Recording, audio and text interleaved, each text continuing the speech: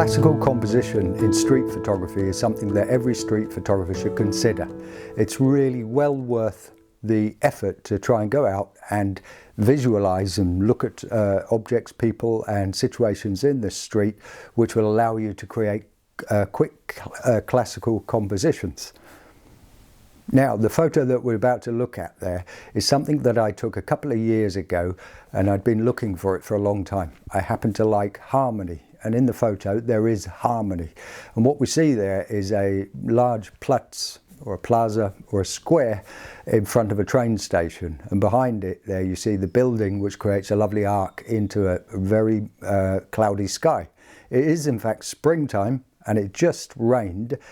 I'm sitting down and the camera is at a nice level to be able to hit them with the focus just somewhere around the waist. I didn't want to tip the camera up. I wanted to keep it straight, because this way you really do notice the flatness of the feet touching the surface of that very, very flat plaza, which is a square.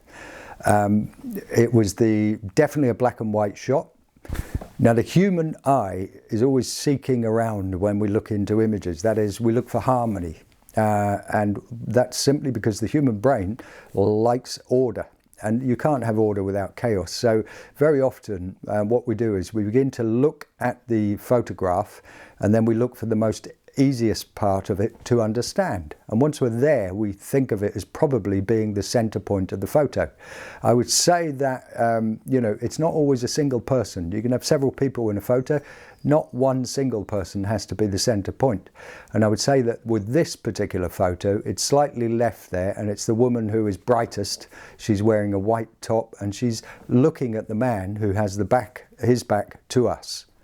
And that creates a very small amount of tension in a harmonious photograph. And he's doing something, we don't know what. And then to his right, there's a woman with a nice white bag hanging down. She's looking into a mobile phone, and she's also in profile to us, more or less. And then to her right, there's a darker figure. And if you notice, he's a bit further away, and so therefore the juxtaposition between figures is broken up with one wide space, and then two smaller spaces, with one of them being the woman in white.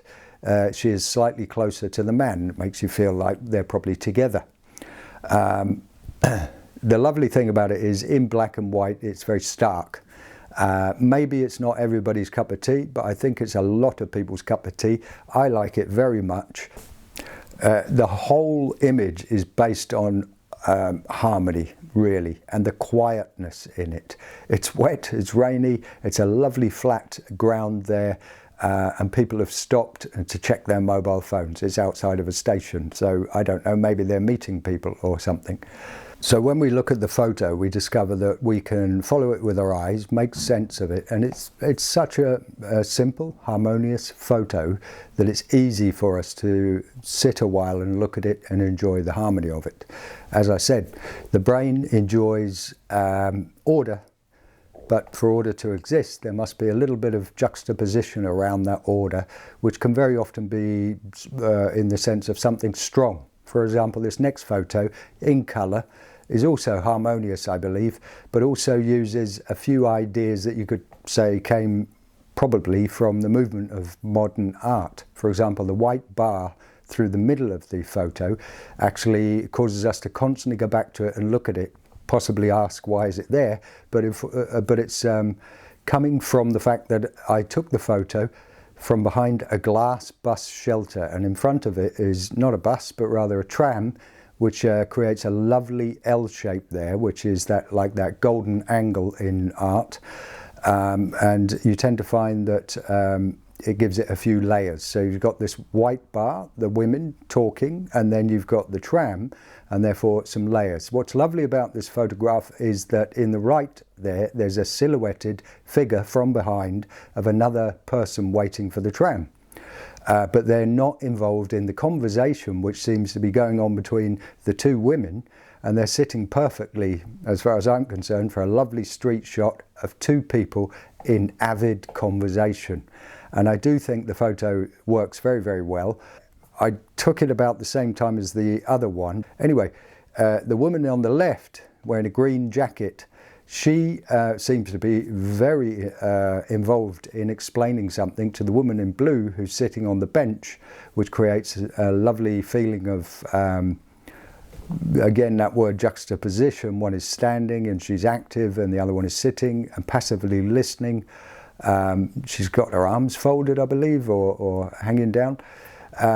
But the lighting on it is very nice. The very deep cadmium yellow in the background of the tram creates a lovely backdrop that doesn't distract, but also does match very much with that green jacket and the blue of jeans and the other woman's coat.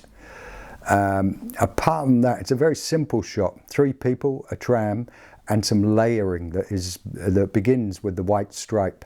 This idea of layering a composition can also be used in very harmonious ways when everything belongs together, and it makes it very easy for the viewer to actually understand. In contrast to the black and white photo before, this colour photo, we can see their faces, both of them, both in silhouette, but we do get an impression of a lot of expression going on, therefore energy coming from human beings. And that way we're drawn to their faces when we look a bit closer, and we see that they are very interested in each other. And therefore we've got something to ponder for a while, which could be the centre point of it is a little bit abstract in that it's the connection they're making. So that creates a tension in the photo. And tension in a composition is always something wanted. So in this particular shot, we see them in profile, and they seem to be very involved in each other. Both compositions are based on harmonious structures. The whole idea of harmonious images is that it makes it very accessible to a lot of people. That way people enjoy looking at your photos when you use harmony in your photos. If it's accessible, it can give people the opportunity to stop and ponder things, to take a look. It might remind them of things. It might make them gasp a little at how wonderful the shot is. That's always something we want, and some people might even want to buy it. Okay, that's all from me for today, I believe. I'm going to make another video in the next day or two. I've got to get out there and do a bit of street photography.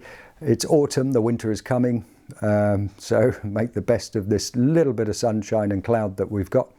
I'd like to remind you, I've actually recently put my street photography book together. I think it's not bad. It's available on Amazon and other places. I'll put a link down the bottom there. At the moment it is in digital form, but I can assure you that I made sure that it looks great on an iPad.